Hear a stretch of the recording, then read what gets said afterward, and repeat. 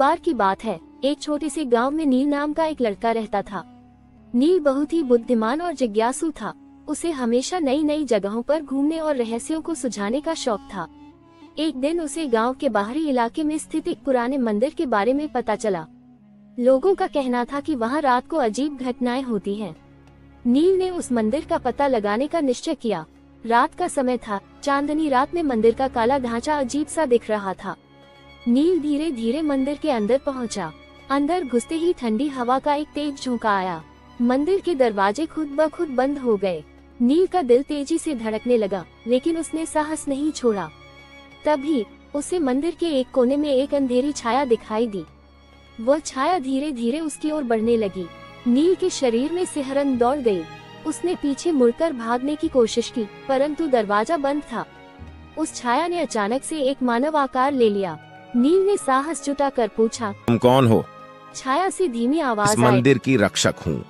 यहाँ सत्य छिपा है जो केवल सच्चे हृदय वाले को ही मिल सकता है। लेकिन अगर तुम डरपोक या धोखेबाज हो तो यह तुम्हारा अंत होगा। नील के मन में और भी सवाल उठने लगे। सत्य?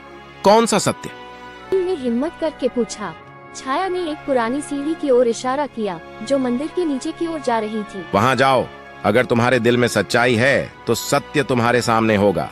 लेकिन ध्यान रहे, यहाँ से वापस लौटने का कोई रास्ता नहीं है। छाया ने चेतावनी दी।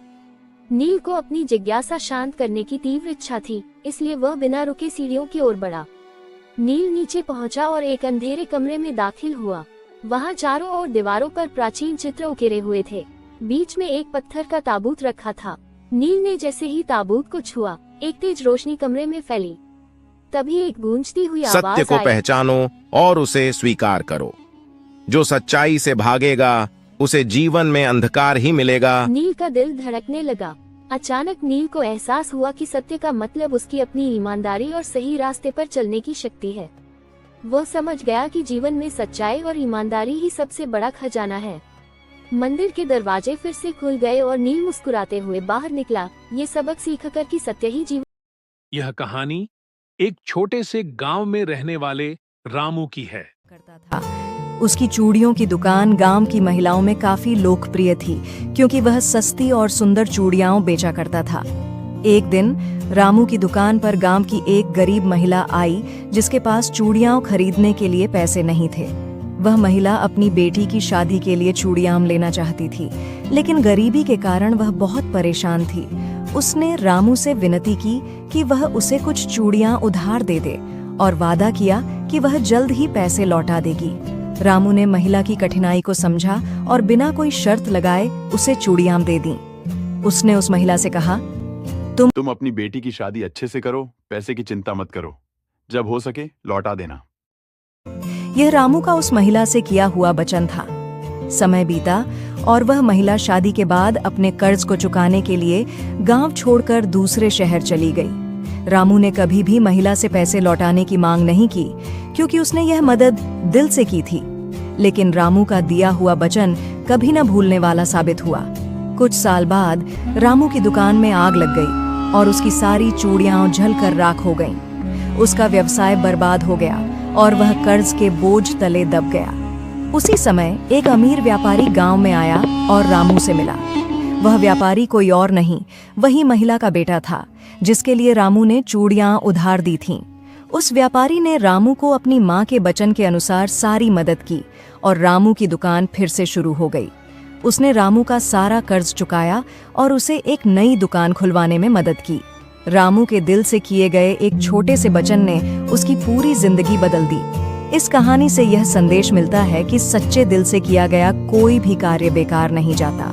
चूड़ी वाले रामू का वचन न केवल उसकी मानवता को दर्शाता है, बल्कि यह भी सिखाता है कि दूसरों की मदद करना जीवन में बहुत बड़ा फल देता है। जिनके नाम राधा, सुमन, गीता और माया थे। सभी गोरी भाभियां आपस में बहुत घुल मिलकर रहती थीं और गांव में उनकी सुंदरता और मेलजोल की खूब चर्चा होती थी। उनके घर में एक नंद, जिसका नाम था कुसुम, सांवली थी। कुसुम का रंग सांवला होने के कारण गांव वाले उसे उतना पसंद नहीं करते थे और भाभियां भी अक्सर उसे नजरअंदाज करती थीं। कुसुम को इस बात का दुख था कि उसकी भाभियां उसे अपने बीच नहीं मानती थीं। जब भी घर में कोई खास मौका या त्योहार आता, चारों गोरी भाभियां एक साथ तैयार होती और कुसुम को अलग छोड़ देती। वह मन में बहुत कुछ कहने का सोचती, लेकिन हर बार चुप रह जाती। एक दिन गांव में मेला लगा। चारों गोरी भाभियां आपस में मिलकर तैयार हुई और मेले जाने की योजना बनाई। कुसुम भी मेले में जाने के लिए बहुत उत्साहित थी, लेकिन किसी ने उससे नहीं पूछा। भाभियों ने उसे यह कहकर टाल दिया कि तुम्हें जाने की क्या जरूरत है, तुम्हें तो मेला पसंद भी नहीं आता। कुसुम मन ही मन बहुत उदास हुई, लेकिन उसने हार मानने की बजाय खुद को और सुंदर बनाने का निश्चय किया। उसने अपनी माँ की दी हुई पुरानी सुंदर साड़ी पहनी, बालों में फूल लगाए और खुद को अच्छे से तैयार किया। जैसे ही वह मेले में पहुंची, लोग उसकी सादगी और सुंदरता की तारीफ करने लगे। गोरी भाभियां, जो पहले उसे नजरअंदाज कर रही थीं, अब देखती रह गईं। मेले में हर कोई कुसुम की तारीफ कर रहा था। उसकी सांवली रंगत अब उसकी खासियत बन गई थी और लोग उसकी सुंदरता को उसकी सादगी में देखने लगे थे। मेले के अंत में गांव के मुखिया ने एक नृत्य प्रतियोगिता रखी। कुसुम ने भी भाग लिया और अपने बेहतरीन नृत्य से सबका दिल जीत लिया। उसकी भाभियां हैरान रह गईं कि जो कुसुम उनके बीच एकदम अलग और साधारण लगती थी, वही आज सबकी पसंद बन गई थी। चारों भाभियां कुसुम के पास आईं और उससे माफी मांगते हुए कहा, हमने तुम्हें कभी नहीं समझा, लेकिन आज हमें तुम्हारी असली खूबसूरती और महत्व का एहसास हुआ। कुसुम ने मुस्कुराते हुए कहा, सच तो यह है कि असली सुंदरता दिल में होती है, न कि सिर्फ चेहरे में। लेकिन असली सुंदरता व्यक्ति के रंग या रूप में नहीं, बल्कि उसके आत्मविश्वास और गुणों में होती है।